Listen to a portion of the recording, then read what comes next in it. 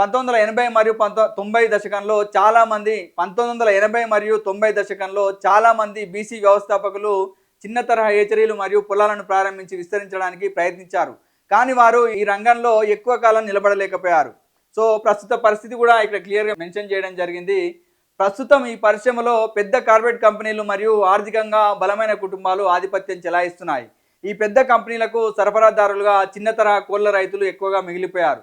ఈ పరిశ్రమ రాష్ట్రంలోని అన్ని ప్రాంతాల్లో విస్తరించి ఉంది. అయితే మనం కొన్ని ప్రధాన కేంద్రాలను పరిశీలిస్తే అవి హైదరాబాద్ మరియు పూర్వ రంగారెడ్డి జిల్లా చుట్టూ ఉన్నాయి.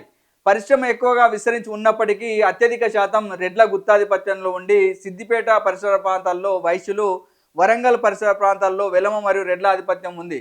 నిజామాబాద్, కరీంనగర్లో రెడ్లు, నల్గొండ, సూర్యాపేటలో కమ్మవారి ఆధీనంలో పరిశ్రమ కేంద్రీకృతమై ఉంది.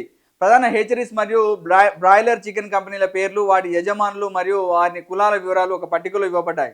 సో, ఇక్కడ ఎవరెవరు ఏ యొక్క సంస్థను నడుపుతున్నారని అయితే ఇక్కడ క్లియర్‌గా రాయడం జరిగింది.